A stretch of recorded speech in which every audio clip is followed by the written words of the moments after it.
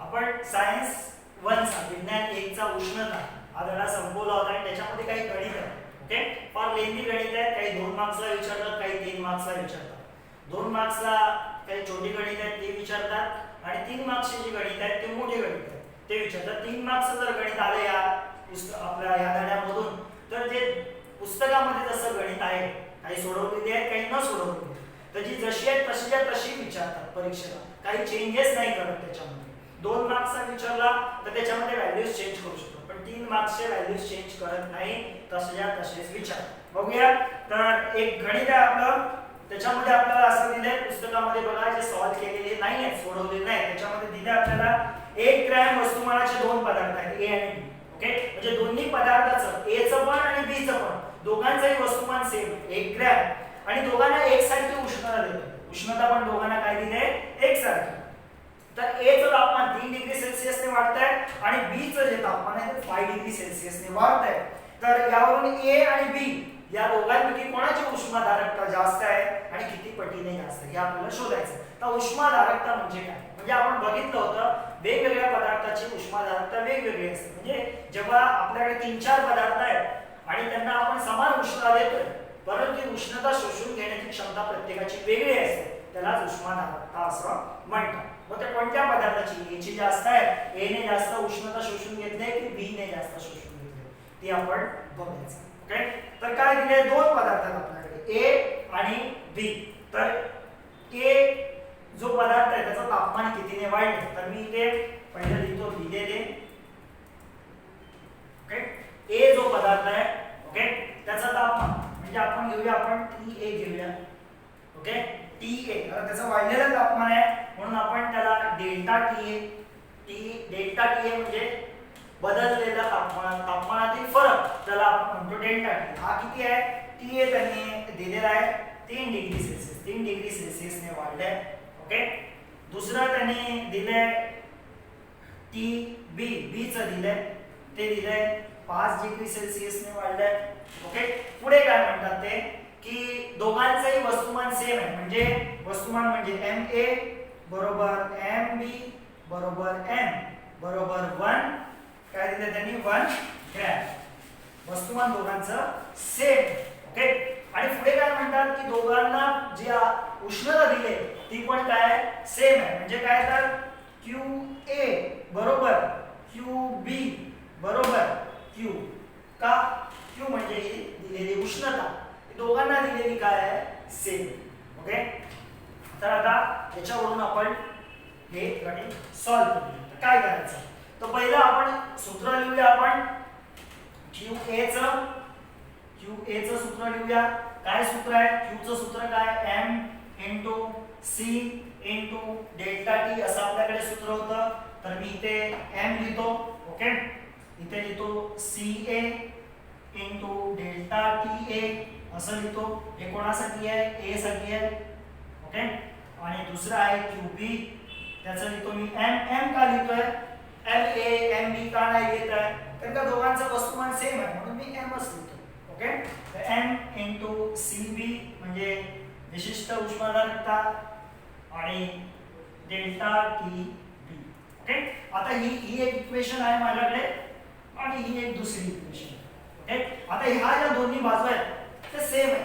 Okay, Q A आणि Q बी काय आहे सेम, काय आहे सेम. ओके, तर आता मी ह्या 2 बाजूंचं जे आहे ते कंपॅरिझन करतो. तर काय करतो मी इथे बघ M into C A into delta T A equal to M into C B into delta T B. Okay, M गेला. आता सी वाले एका साईडला आणतो सी ए छेद सी बी.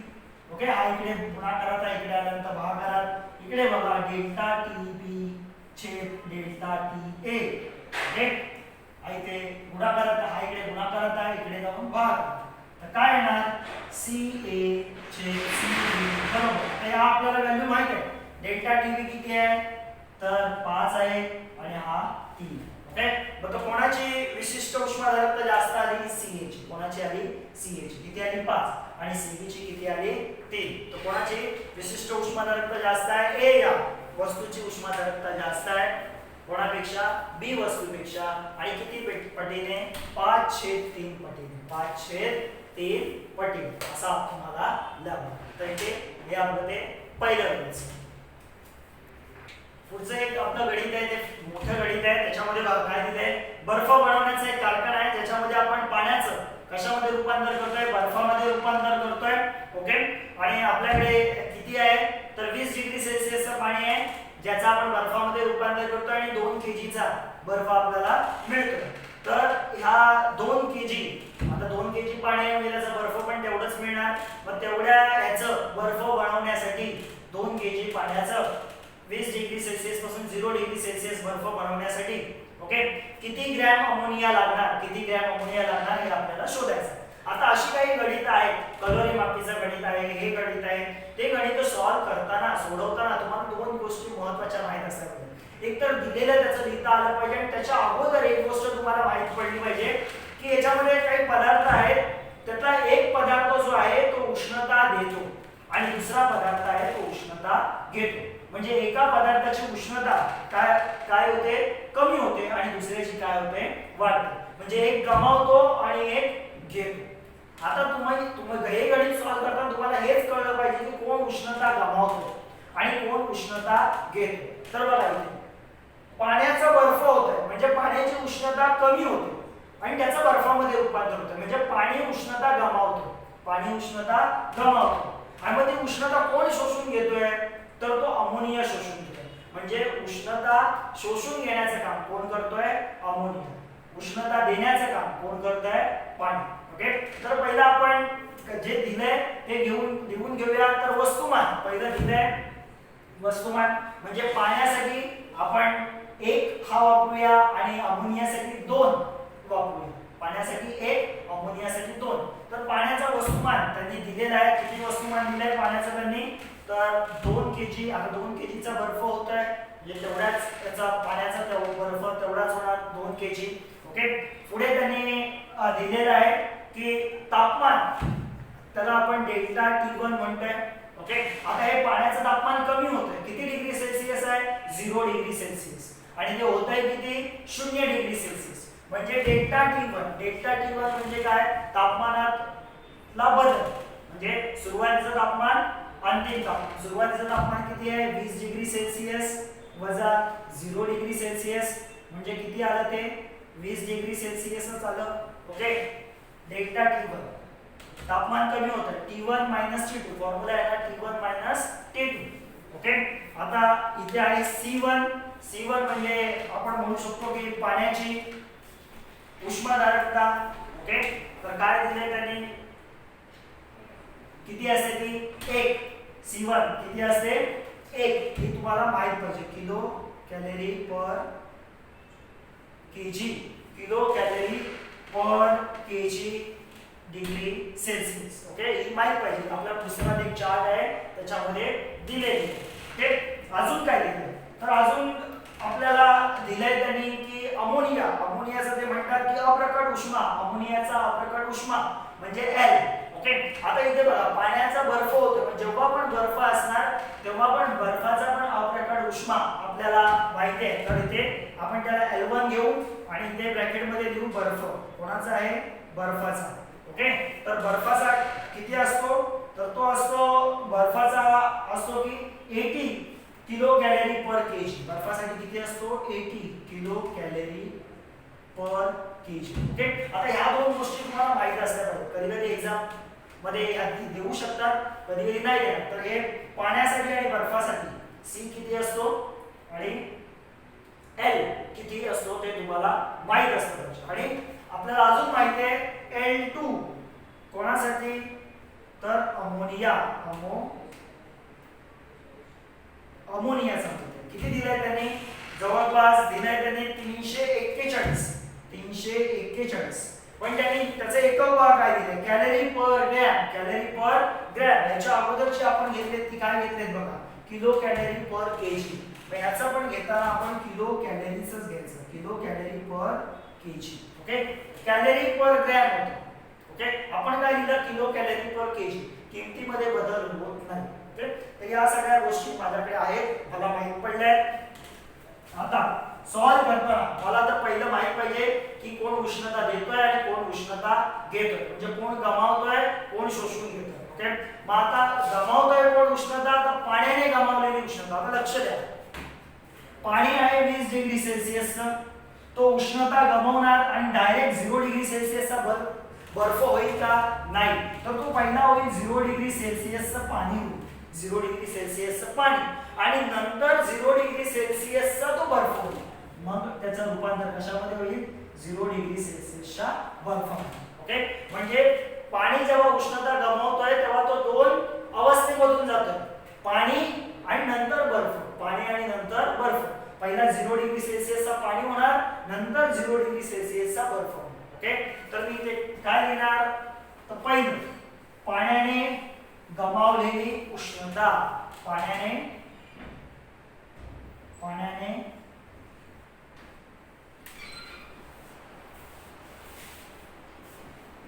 गमावलेली उष्णता. काय आपल्याकडे फॉर्म्युला आहे, तर याला आपण असा Q1 असं म्हणू. Q1 फॉर्म्युला आहे आपला m × c × डेल्टा t असा फॉर्म्युला. ओके, आता इथे m न घेता आपण m1 घेणार, c न घेता c1 घेणार, आणि हा घेणार डेल्टा t1. काय घेणार, डेल्टा t1. ओके, आता आपण याच्यामध्ये किंमत टाकू. ओके, तर काय किंमत आहे, हा 1 आहे, m1 काय आहे तुमचा, सॉरी 2 आहे m1. ओके, हा 1 आहे, आणि डेल्टा t1, जर तुम्ही पाहिलात तर तो आहे 20. आता हे मी कोणासाठी लिहितोय, तर 20 डिग्री सेल्सिअसचा जो पाणी आहे तो 0 डिग्री सेल्सिअसचा पाणी झाला त्याच्यासाठी. मग तिथेच थांबताय का उष्णता गमावण्या पाण्याचं, नाही, त्याच्या पुढेही पाणी उष्णता गमावतो आणि तो काय होतोय, बर्फ. मग ते जे आहे ते मी इथे पुढे लिहितो. Okay, plus m1 × L1. Okay, जेव्हा L1, ओके, L1 जेव्हा आपल्याला माहिती आहे, अप्रकट उष्मा जेव्हा माहिती आहे, त्यावेळेस C आणि डेल्टा T येणार. ओके, तर पुढे m1 किती आहे माझा, 2 आहे, आणि L1 किती आहे बघा, 80 आहे. ओके, आता बघा 2 × 1 2 होतं, तर 2 × इथे 20 झाले, प्लस 2 × 80. ओके, आता मी इथून काय कॉमन काढणार, तर 2 कॉमन काढतो, आतमध्ये राहिले 20 + 80, तर 2 × 100. Q1 बरोबर 200. Q1 बरोबर किती आले, 200. ओके,